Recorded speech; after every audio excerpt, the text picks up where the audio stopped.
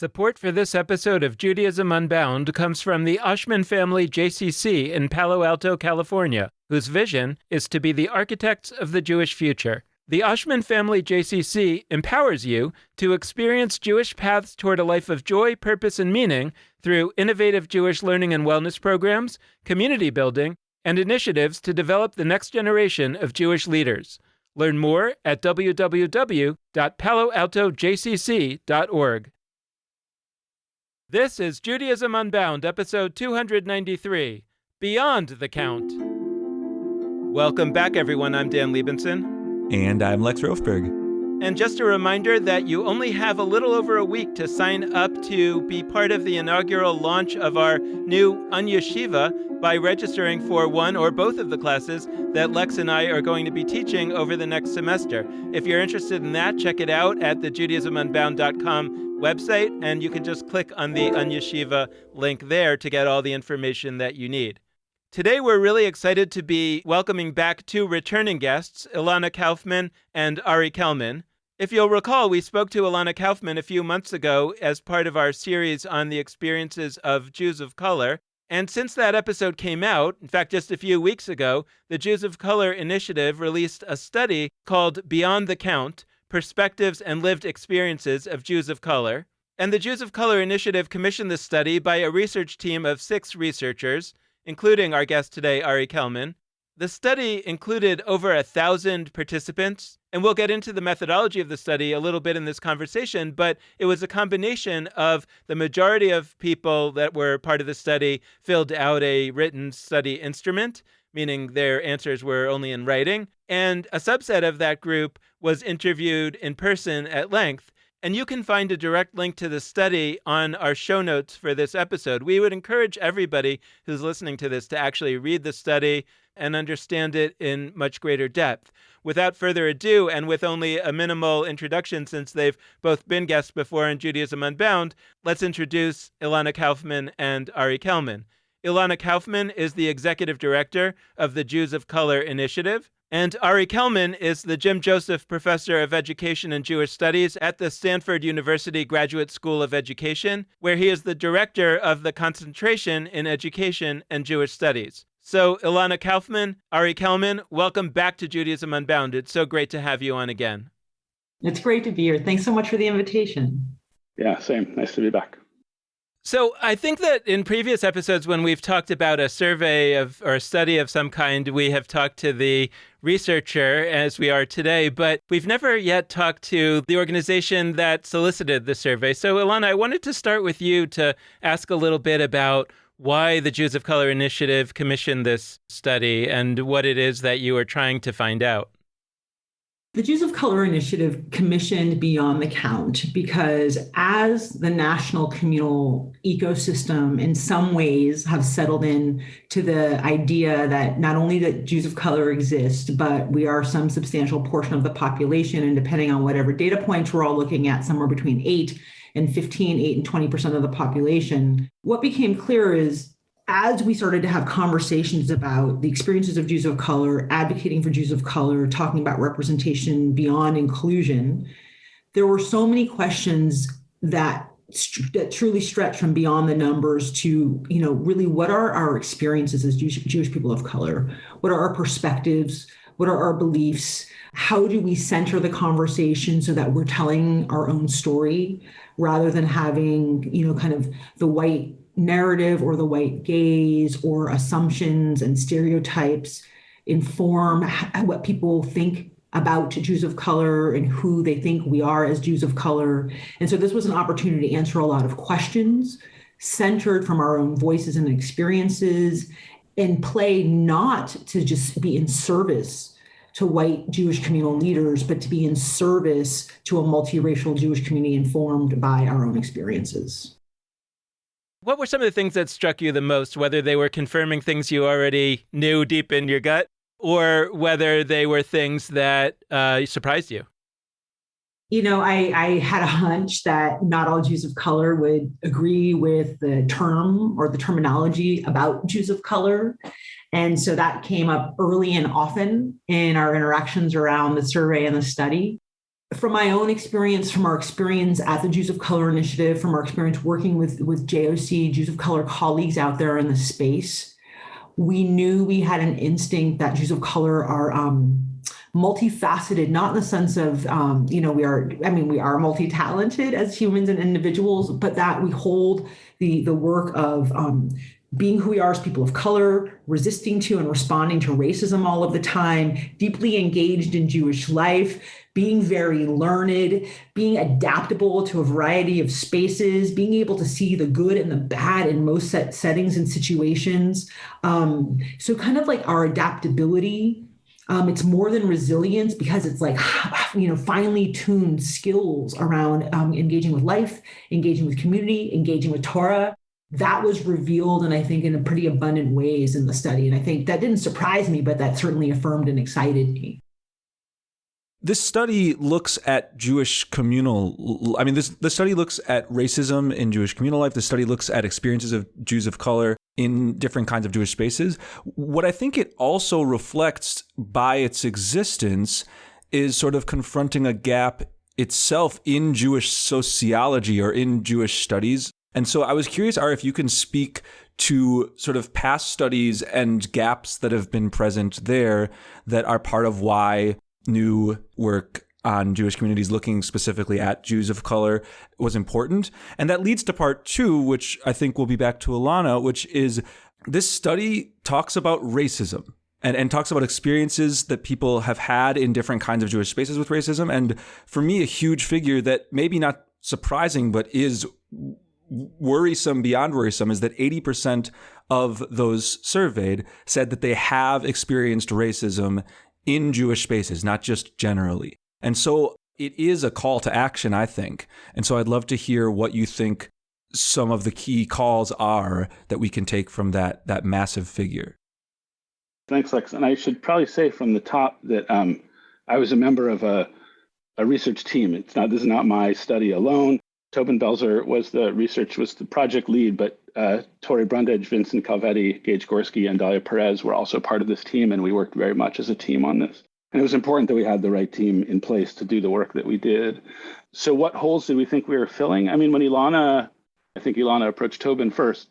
When Tobin approached me about joining the team, it was an opportunity for me to fill in much of the gaps that remained from most previous studies of American Jewish population. So if we're looking at the National Jewish Population Studies of 1970, 1990, or 2000, if we're looking at the Pew studies of 2013 and 2020, or any of the 189 local Jewish population studies that were conducted since 1970, I can tell you that the number of, only a minority of those studies asked about the racial or ethnic identities of Jewish respondents, which means that the majority of those studies just don't record data. So we don't actually know the racial or ethnic identities of respondents in the majority of these studies. So this was a profound opportunity to begin to answer that question, and not just answer that question in the ways that the other studies had answered that question, but to dig into questions about what was unique, specific, different about the experiences of self-identified Jews of color in the American Jewish community as American Jews. We were less interested in some of the normal, kind of what I would consider like normative or typical answers. Do you like Shabbat candles? Did you go to Hebrew school? Those kinds of questions that show up on all those studies. And we were more interested in the experiences and perspectives of our respondents, both in the survey that we did and also in the interviews. And so for us, it was a chance not just to document. I mean, the title of the project speaks to this. It wasn't just a process of documenting the existence of Jews of color. It was really about looking deeper at the experiences and perspectives. And so we asked a variety of questions that allowed us to surface the ways in which the difference, the sort of cold demographic differences in race and ethnicity manifest in experiential differences on a much deeper level. And this is where I'll now pass it off to Ilana. So I'm thinking about this sort of the meaning of this data point. 80% of respondents agreed that they have experienced discrimination in Jewish settings. And I think we see that just in Ari talking about the numbers of studies that have been done in the past and the intense paucity of the number of which that even included discussion around race. That's an expression of the institutionalized racism that we've experienced as Jews of color. The racism that was talked about in the study And in this particular data point, around 80%, this racism is expressed and experienced in communal settings, such as synagogues, such as day schools, traditional Jewish organizations. That, I think, is something that we have to really focus in on and pay attention to, because what that means is, these are the places where we as a community hyperinvest resources and are really our focus of what we call kind of community engagement, and where all of our strategies exist around engaging and tethering together our community. And if these spaces are the spaces responsible for and perpetuating the experiences of racism, then that's something that should catch us in a way that is urgent, painful, worrisome, and should be, initiating immediate calls for reflection and change. These are also the places where we cultivate leaders in the community, both inside. These are where we grow our baby leaders, but this is also where we deploy our community leaders that we're hyper investing in, all of our clergy, our day school leaders, or organizational leadership pathways. And what this is telling us is that in all of these spaces across the communal ecosystem where resources are being invested, the outcome is not that the leaders are doing better, but in the best hyper-resource circumstances, the result is 80% of those in these community spaces who self-identify as Jews of color experiencing racism. And then the third thing, of course, is that this demands that we take very seriously the data. And while that might seem like an obvious point that doesn't need to be made, the data is sitting right in front of us. And we haven't heard calls from, our national legacy organizations to figure out how this data reflects in their own communities, how this reflects the experiences of Jews of color or not in their communities. And we've not, heard kind of a collective call to action, not from us at the Jews of Color Initiative. We commissioned this study. And so we're trying to do our part out there. But I'd say the third thing that's missing is a communal response invited by this report and what it tells us, but coming from the leaders who are being told their response to this experiences of racism is inadequate. So another piece of the study that came up that's really important to the thrust of our show in a number of ways is the question of relationships that Jews of color have with other Jews of color, sometimes through organized institutions for Jews of color, by Jews of color, versus questions like you were just discussing of organizations that are not historically for Jews of color, synagogues, like broader kinds of organizations, and the ways in which they are or are not proving to be inclusive spaces for Jews of color. And so, on our show since day one, we've been talking about questions of, starting up organizations versus working through existing organizations and how we wrestle with all that. When we have done so, it has largely been in a broad sense, as we might think about it, as any Jew who is feeling not particularly connected to the institutions of their community. But I think when we look at it through the prism of Jews of color, it becomes layered with another set of questions that are really important. So I guess I would love to hear from you. There's so much here about institutions that already exist, and we also have this new burgeoning and exciting ecosystem of, and not entirely new. There are some organizations that have been around for a little bit, but we've got this exciting set of organizations that, at least according to this study, Jews of color are experiencing less racism there because they are for Jews of color spaces. And so I'd love to hear from you a little bit about what this study sheds a light on in terms of spaces, by us, for us kinds of spaces for Jews of color, and the contrary sort of broader Jewish spaces. So I like that question. And I want to break it into a couple of chunks or parts. First, ideally, our communal organizations that are designed and charged with serving the diversity of the Jewish people in the United States would feel compelled beyond, moral obligation, beyond good Jewish values, would feel compelled because racism is wrong and disgusting and corrosive.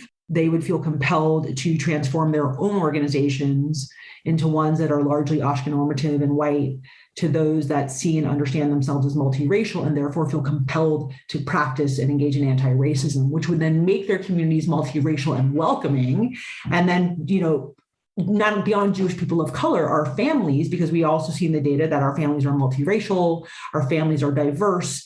These are spaces then where we could all thrive together, right? And so we're in a context right now where our spaces are overwhelmingly predominantly white and have not done the work to be less racist, not only beyond, ideally anti-racist.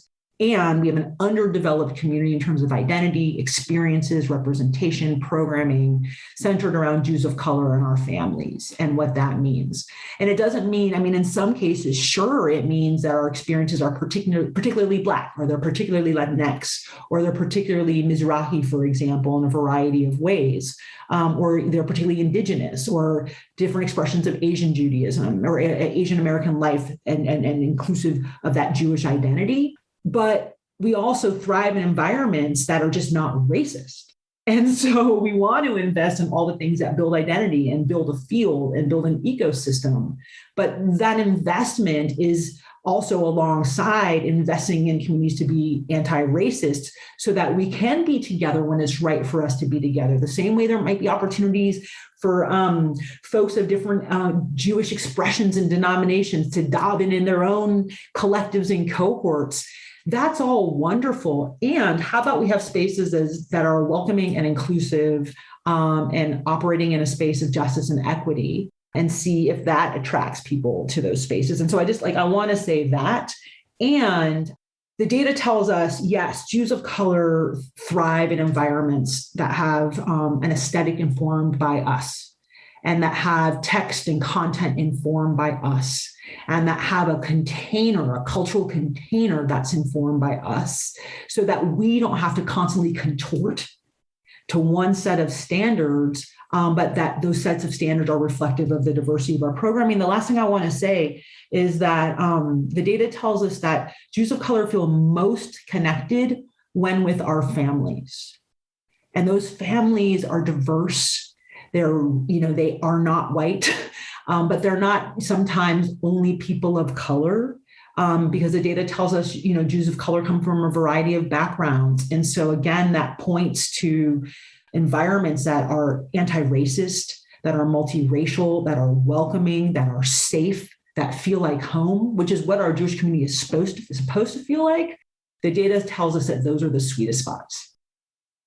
Were there examples of organizations that popped up or came up in the study that were neither organizations specifically created for and by Jews of color, nor were they organizations that were basically created by and for white Ashkenazi Jews that, like you're saying, Ilana, we hope that they'll read the study and they'll change their ways, but I'm a little cynical about that, which maybe we can talk about later. Was there anything in between that were maybe organizations, for example, that might have been created by a different marginalized group, or organizations that may be created largely by white Ashkenazi Jews, but they're newer organizations, so they've been created during the period where there's already consciousness of Jews of color? Or were there any other kinds of organizations that we say, hey, actually, other than organizations that are by us, for us organizations, there is a real glimmer of hope here because it's already happening in this particular space? Or have we not really seen that, or that information couldn't be gotten from the study as it currently is?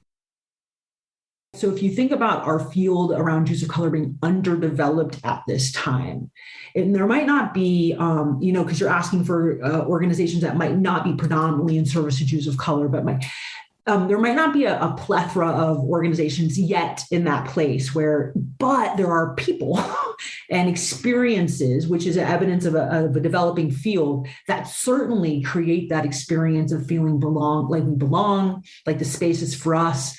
And one of those experiences are, some of the respondents talk about visiting Israel and have always felt kind of like a fish out of water in the US settings. But once they were in Israel, they sort of looked around them and engaged with the community where they found themselves, and they had an experience of feeling not only at home, but like they really belonged there. And this experience was for them. Or experiences in very white Jewish, in a synagogue, for example, but the experience with the people in there, those people were probably trained in diversity, equity, inclusion, and justice, for example, made people feel safe and like they belong, and like they were not only part of, but they were integrated fully in the community. And so I'd say like experiences with people who create very specific sets of interactions that allow folks to feel safe and seen and authentic. And experiences some of our respondents talked about Israel, giving them that experience, are two strong examples. There was, I don't remember if it was a general category or it was like somebody specifically said it, but it was kind of like, yeah, I care about Israel. It's a place just like the US where there's a lot of bad things that happen and I want them to be better. And I thought that was sort of the most like natural. There's a sense in the Jewish community that when you say, do you care about Israel? What you mean is, do you think Israel should be kind of protected from claims that it's doing anything wrong or that it should be doing a lot more different? And here they were saying, no, that actually is what it means to care about Israel, but in this just kind of casual way. And it made me wonder again whether this had more to do with maybe the age of a certain set of respondents who said that, or whether specifically Jews of color might be more likely to say that in just a kind of casual way, because unlike your typical maybe Ashkenazi white Jew whose grandparents came because of oppression in Europe and think that America is, the great savior and think that what it means to care about a place is to love it unconditionally, and they want that translated to Israel. When you're talking about Jews of color or people of color, they don't necessarily have that point of view about America. And therefore, to say that I think about Israel the same way I think about America is actually to say that I'm very critical of it, and that's okay. I mean, I think it's so interesting as people of color, and some of it comes from racism and some of it comes from, stereotypes about people of color. And some of it comes from the fact that we are engaged in the world in a way that's just different than those who are white. We think about Israel and Palestine all of the time. And we talk about Israel and Palestine all of the time, or many do. And we talk about injustices. And this is not a reflection of Zionism. This is that as people of color, we're engaged in complex conversations all of the time about race, injustice, colonization, because many people of color have experiences in their family background related to being colonized and having to flee their countries. Many Jewish people of color have experiences of genocide beyond the Holocaust.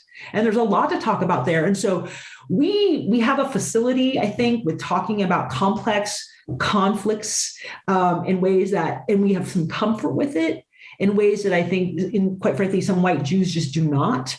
I think in the professional Jewish community, you hear a lot that we're not encouraged to talk about Israel and Palestine in ways that just talk about the complexity of it.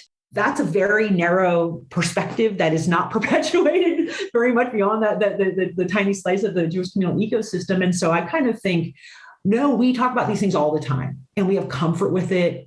And we get to sort of talk about it not in dispassionate ways. But yeah, we talk about injustice here. We talk about injustice abroad. We talk about justice, and I think you see a reflection of that in the data. I think you see some comfort with it, which is developed because of our life experiences of being people who've experienced some of the dynamics of otherness, colonization, and conflict. To get nerdy and talk about study structure things for a second, I do think that the ways in which this study blends quantitative and qualitative data is cool. And I'm also curious whether, I'm curious to hear if implicitly there's kind of a call to action here that more studies should blend quantitative and qualitative. And if the answer is no, that's fine. But I'm curious, why that decision was made here in terms of blending the classic, ask a question, get a percentage answer versus, we also have, I think it was 60 interviews that provide texture to the study. Why was that decision made and what might we learn from it? So I will nerd out for just a minute on study design, but I'll back it up by just half a step and just say there's any number of tools that researchers have at our disposal to answer complex questions in the social world. And they tend to get lumped into these two categories, quantitative and qualitative. Mm-hmm. Quantitative is numbers, qualitative is words, right? And I think that even that sort of reduces the power and the utility of both of those modes of inquiry. We're really just talking about different modes of inquiry. And of course, within that quantitative bucket, there's a lot of modes of inquiry. And within the qualitative bucket, there's a lot of modes of inquiry. We knew that in order to produce the insights that we wanted, to surface the insights that we hoped for, to answer the questions that we had set out to ask, we knew that there was not one tool that we were going to use to do that. And so we took what's called a mixed methods approach, which is you draw from one set of tools and you draw from another set of tools and you use them to inform one another. So actually data collection in this project took 3 waves. We did a round of interviews at first. That surfaced a number of issues and a number of sort of very preliminary findings. We used those to inform the creation of this survey.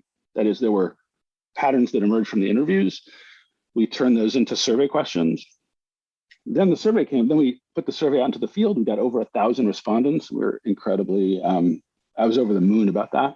But there were things in the survey that also you can't answer in the survey. So what does 32% mean? Does everybody have the same understanding, say, of Israel as you were just talking about? Well, let's go back. Let's use the quantitative data. Let's use the survey data to inform a new round of questions. And so we rewrote the survey instrument and we went back into the field and did another round of interviews. So in some ways, we began with the qualitative, we went to the quantitative, and we returned to the qualitative so that we could fill in each of those transitions, the gaps that emerged in our understanding the first time around. So that's why the study, in terms of research design, ended up looking the way it did.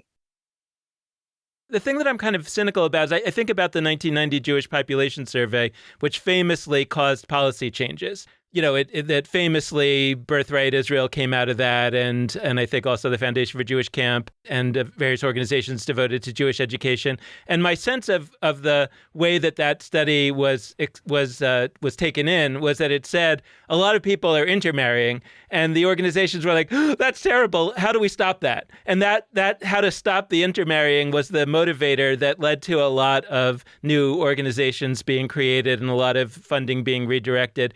And the response to the Pew study in 2013, the Pew study in 2020, and other studies has been much more muted than that. And I wonder whether the muted response is kind of like, well, we kind of knew this, or there was nothing dramatic, or there was nothing shocking. It's terrible to discover that Jews of color are experiencing racism in Jewish organizations. And you would think that should be a kind of finding that makes everybody jump into action, just like they did when they found out that a lot of people were intermarrying. But to the extent that it isn't, that's where my cynicism comes from. It's saying, like, it's not that they don't care about racism. It's that I think they don't care about anything until it's really threatening the future of their organization. You know, I guess my question about the construction of studies is or maybe the way that we talk about them is whether there's a way or it's part of what's needed. And then I think that, Ari, that's not your line of work at this point. It's yours, Ilana, to say in terms of the marketing of the message and the making the message clear that this really is something that you should be as shocked and as upset about as you shouldn't have been, in 1990, but they were, that a lot of people were intermarrying. Yeah, and I mean, a couple of reactions and responses. One is, I want to say, like, this is a vast and giant ecosystem, and certainly some parts of our community are hyper engaged in the study and calling together study groups. And we had, I think, 981 people sign up for our first webinar about releasing the data. 565 people attended a 2-hour session, including like representatives from 200 Jewish organizations. A couple of thoughts occur to me, and I want to be so careful about how I say this. I think that people of color, and particularly Black and Brown folks, we experience a world where in some ways it's more okay to be queer. It's more okay to be differently abled. It's more okay to be other expressions of different. And, and I said to a colleague, in some ways our experience is that, and I read a rabbi used the study as part of their Yom Kippur sermon, and I read some comments and I shouldn't have on the Facebook page, and somebody was again like, what? Why can't you all just be Jewish? And it's like, the irony is just being Jewish doesn't protect us from racism. And so there's something about being a person of color in a country that was built on racism that can be experienced as rather trafe, or can, like, people talk about Black in a way or brown in a way that is like trafe in the Jewish community, unkosher, unclean. And it's also hard to recognize the loss of your community when you can't imagine this community is your community. In other words, I still think for many, it's like we don't really see people of color as part of our Jewish community and our Jewish communal story here in the United States. And so I can't miss what I don't know is missing versus, oh my goodness, 20% or 15% or even 8% of my community is missing. And we could fix that. But we benefit so much from racism in this country that we're not sure we want to. And so being a person of color in the US is really complicated when it comes to privilege and equity and justice and access. And I think our Jewish communal structure continues, and it's unraveling, but this sort of tale we've told ourselves about us being all white makes it really hard to understand the impact of who's missing, why we're missing, and why that matters. As to why the data doesn't immediately get taken up and sort of light the fire under some institutional or communal change, I can't say. How to convince people that our data is good or right, I don't know how to do that. That has not proven to be a strong suit of mine. But I will say that this study ought to have the kind of impact and perhaps a greater impact than something like the 1990 NJPS. Interestingly, so for all the reasons that Ilana said, we have 8%, 10%, 15%, 17%, 24% of our community that aren't counted as part of the community, that actively experience things that exclude them from being part of the American Jewish community. That's like on the level of an epidemic. The 1990 NJPS, much has been written, much has been said about responses to it, but effectively the response didn't cause the leaders of the American Jewish community to engage with some fundamental changes in their institutions. It allowed them to double down, right? And note also the valence of intermarriage in that context is between Jews and non-Jews. The only difference that mattered in that framing was that sort of register of difference, right? Any other mode of intra-Jewish diversity didn't matter. That wasn't the conversation. So it's interesting that religious intermarriage, in that case, religious difference gets called out in a certain way, whereas other kinds of difference within the Jewish community totally elided. So you could respond to the 1990 NJPS in the way that many, many people did without having to change your fundamental narrative of what American Jews are and who American Jews are. I feel like this study, if taken seriously, if the data are taken seriously, say you take the data half seriously, right, and only 40% of Jews of color experience racism in American Jewish organizations, that's still pretty bad. And it does, and hopefully it will instigate some serious reckoning, some serious reflection, and some serious change with the ways in which people think about and then act upon a desire to serve the American Jewish community in all of its diversity. The way that you rattled off 8%, 15%, 20%, like I so appreciate that, because I think that's how people experience numbers sometimes. It's like 8, 10, 15, 20, like just sort of thrown at you. And it is hard to then sort of personify that. But for me, what I keep coming back to is I am part of a group, which is to say American Jews, which is approximately 2% of a broader group, which is the American population. The lowest percentage that anybody seems to be estimating around how many Jews of color are of the American Jewish population is many times more than the percentage of American Jews versus the American population. So if we, on some level, we should just recognize as a group that is part of a small minority in the country, it doesn't work to say, oh, only 8% or oh, only 15%. That doesn't hold up. I'll do you one better, Lex. If you want to take the 2020 Pew study as an example, so we can take the low bound of 8%, right? Let's accept that for the time being. Orthodox Jews are only about 10%. You wouldn't dare have a Jewish population study. You wouldn't dare have a Jewish communal vision. You wouldn't dare have a Jewish foundation or organization that says, oh, Orthodox Jews don't matter. We just don't ask about them. It's simply not something that would be tolerated. And this shouldn't be tolerated either.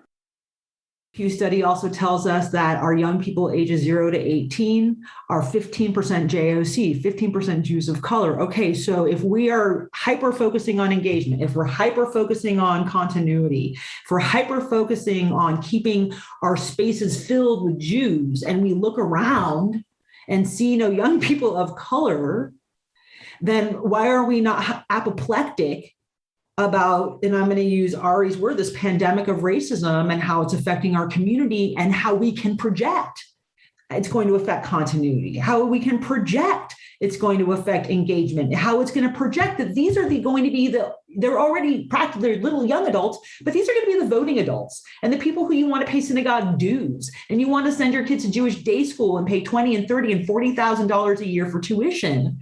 And why will we find that compelling as a value proposition if we don't respond to and deal with the racism that's keeping us out of these spaces in the first place, or in which we're experiencing racism in the first place? Every day in this country that Jewish babies are born, that cohort of babies is more diverse than the day before.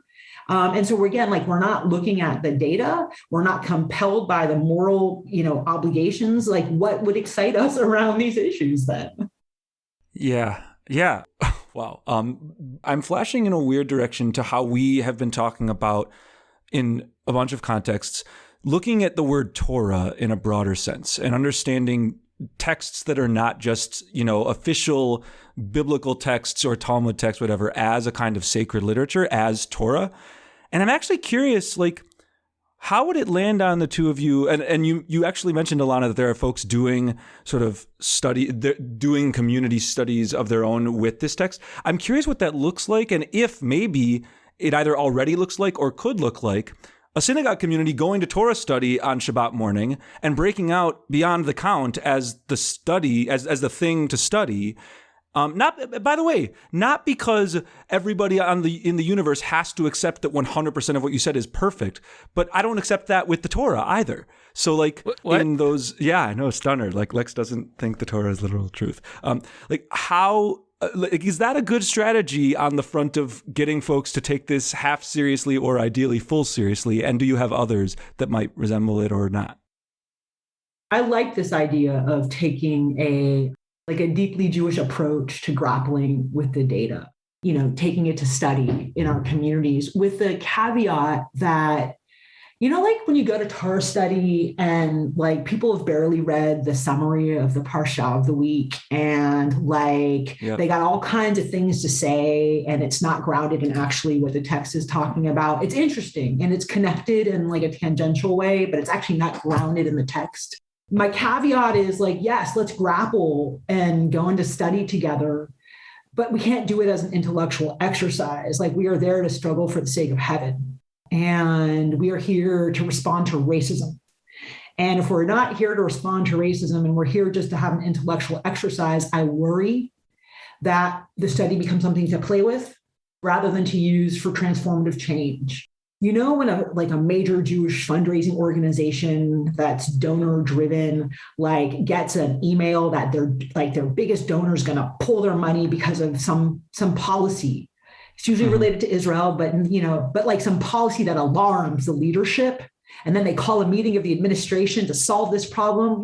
Let's pretend your biggest donor is pulling their funds because of a major conflict with policy. And in this case, the conflict is racism.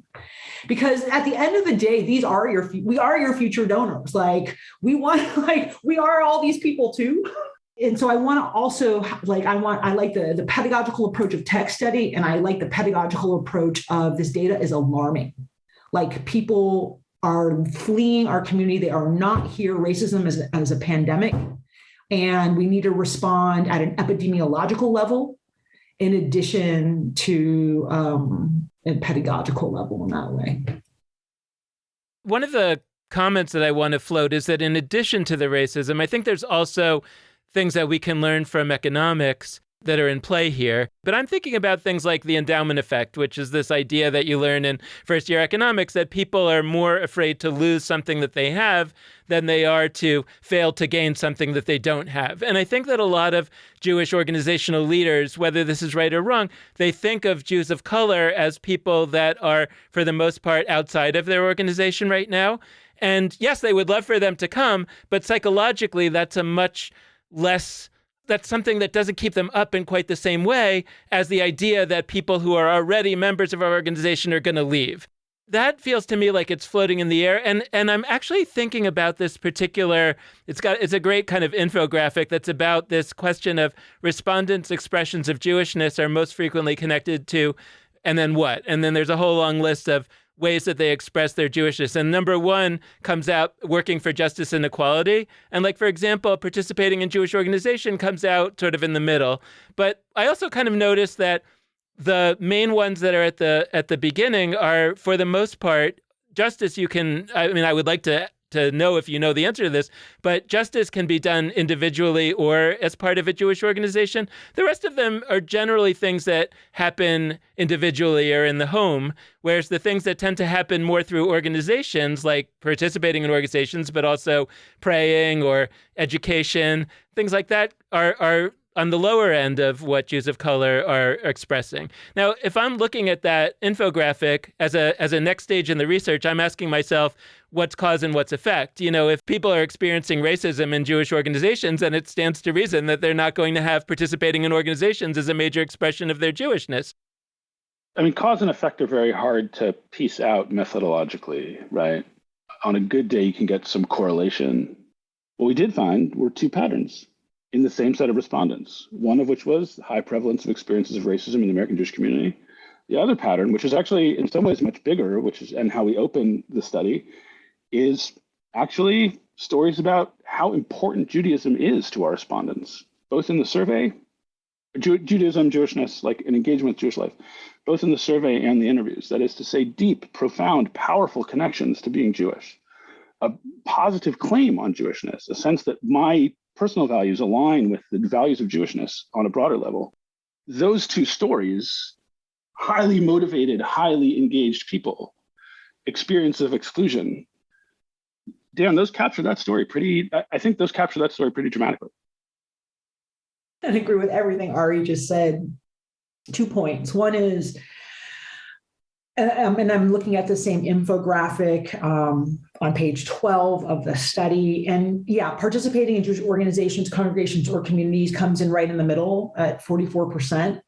And you have the two tales that are told that Ari just illustrated. And in some ways, at that number of 44%, I mean, most Jews, if you look at data regardless of race, are under-engaged and under-affiliated in traditional expressions of Jewish communal life, whether that be organizations, congregations, and community, affairs and environments. And so in some ways, still Jews of color are over-engaged relative to the larger population.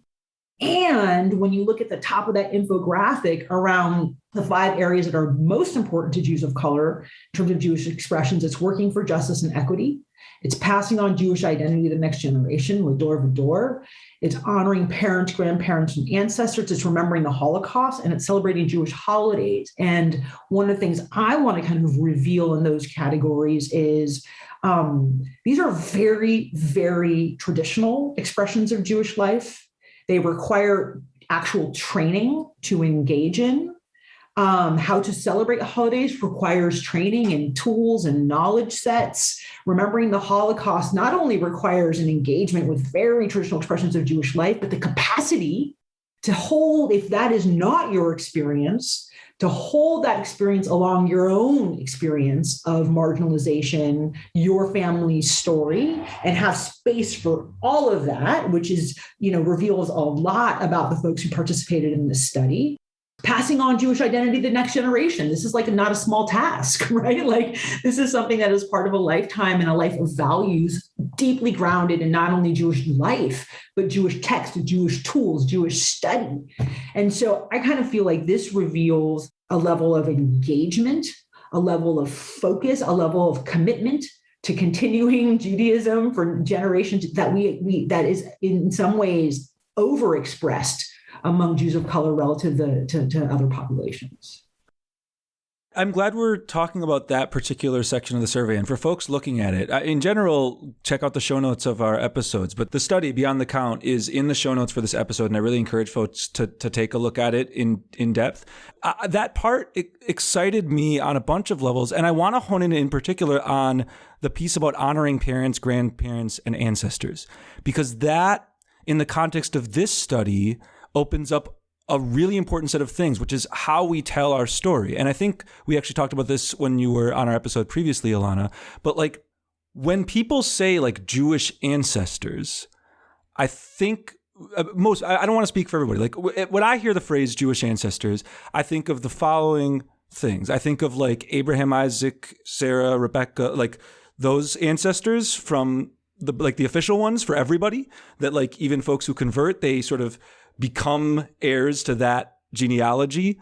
I think of that set of ancestors. And I also think of like my own actual ancestors, which for me are Ashkenazi East European Jews almost exclusively. And what I lucked into by none of my own doing, but just by nature of my circumstances as a white Ashkenazi Jew, was I lucked into a community which, when it talks about its ancestors, it tends to talk about mine. It tends to talk about the ones that are from Eastern Europe. And so if we care about communities that honor ancestors, parents, and grandparents, how do we ensure, and I'm asking this to listeners as much as I'm asking the two of you, like how can we ensure that the ancestors we are defining as, quote, our ancestors are not just, Ashkenazi East European Jews, but also not even just Jews? How might we understand in general that our community's ancestors are not just white people and not just Jews? So I guess I'm asking that question more to listeners, but to the two of you, like, what does that piece, or maybe to Ilana, like, what does that piece about parents, grandparents, ancestors, how might we flesh that out and understand sort of a call to action there? So I love that you raised this question, Lex. Let's just like get real simple for a second. It's like, how it's supposed to be no longer acceptable to in January when kids come back from school to say like, where did you go skiing on your winter break? Or where did you go for a vacation for your winter break? Because it's presumptuous to assume that everyone's gone on vacation over winter break. And in fact, some people are just home working or taking care of their families or doing all of the things. How do we go to a place of just really excellent pedagogy where instead of telling people who our ancestors are, we ask who our ancestors are? And how do we say, yes, there are all of these biblical ancestors and they are also. And then how do we just invite that to be seen and shown and part of? And so part of it is like, we really do have to move away from this dependence on what Jewish looks like in the U.S. with the holidays expressed a certain way, maybe even the holidays being limited. But like, when are we going to ask people to share, their Dia de los Muertos altars about how they honor their ancestors? Or when are we going to ask our colleagues from Lunar, who represent the Asian American Jewish experience, about how they honor their ancestors? Stay tuned for them next week on the podcast. There we go. Right on. Right on. I was had the privilege of being at Camp Tawonga in California the other weekend for Families of Color weekend. And Kimi Duenas from Jutina Eco did a couple of workshops on challah baking. Her family's from El Salvador and they are bakers. And the conversation that I had the privilege of overhearing about what goes into braiding challah and the prayers and thoughts that go into braiding challah was expanded because Kimi's perspective is expansive. And then more people could participate and say, oh, I want to bring that prayer in too, or I want to raise up that person in my family too. But so the other piece is not only asking questions that are more about inquiry rather than telling us how to honor our ancestors, but to, again, have a diversity of Jewish people participate. Are we in roles of influence, of esteem? Are we key stakeholders? Are we resource allocators? Are we people who have power and authority? If you're looking at a boardroom and there are no people of color, that's a problem. If you're looking at a leadership team at this point in 2021 and there are no people of color, that's a problem. If you're looking at a grant-making portfolio and your Jewish engagement or your Jewish life portfolios don't assume people of color are in there, that's a cause for some inquiry and some curiosity. And so those are some standards by which we should be measuring every organization and every leader, innovation, legacy, and everything in between. I have one last question, and it calls back to our beginning because a little passing thing happened, I think in Ilana's first answer, or one of your first answers, where you mentioned quickly, so there's been some pushback, or there is some pushback about the term Jews of color. And I don't want that to just slide by and have folks not engage with what's at stake there and what those questions are. And to be honest, like personally, I haven't been like talking about this much. I'm a white Jew, but like I have been reading a lot about like, is Jew of color the right term? Are there other terms we should think about? What's the origins of this term? How do we think about this? How do we think about people of color? How do like as a term, by the way? There's a lot at stake there. And so as a closing piece, I mean, people are going to listen to this episode and then they're going to go off doing whatever. And that last piece often is key to what folks are ruminating on afterwards. And I think what terminology should we be using, or how should we think about the terminology Jews of color, is a worthwhile place for us to close out. You know, the Jews of Color initiative is in service to the U.S. Jewish community, and so much of our work is based on responding to racism that people who self-identify as Jewish people of color experience. And we operate within a conceptual framework that is informed by U.S. history as applied to racism as experienced by people of color, and in our context, Jewish people of color. And we, meaning those who operate in this space, have to have some conceptual framework to bind what we're talking about so that we can actually do our work. Right alongside that is the acknowledgement that, you know, while both the language of discourse matters, it also the minute you put language to something, it creates limitations and exclusions. And we're already dealing with a population of people who feel marginalized in the U.S. Jewish community if one is both non-white and non-Ashkenazi. And that being non-white and non-Ashkenazi is a whole lot of people. And so we recognize that this term creates a conceptual container for some of those folks. And not everybody finds that container useful. It's also really important to recognize that the term Jews of color is in context and reference to what? Whiteness. And so not everybody wants a definition of identity affixed to them or assigned to them or to self-identify when it's in reference to whiteness. It's also important to understand that for some, the term Jews of color presents some limitations for the expansiveness of who people self-identify as Jewish people of color, or it dilutes their identity. And so if you watch the video of our first presentation of Beyond the Count, one of our colleagues, one of our board members, Ginny Green, said, I identify as a Black Jewish person.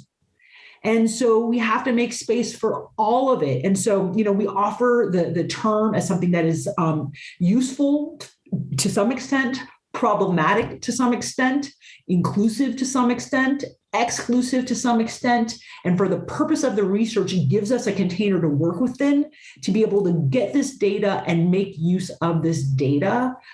We don't claim anything else around the term. And we have some comfort with the fact that there's discomfort, because if there wasn't discomfort, then we probably would not be hitting our mark on this one. Thank you both so much for joining us. This has been a fantastic conversation.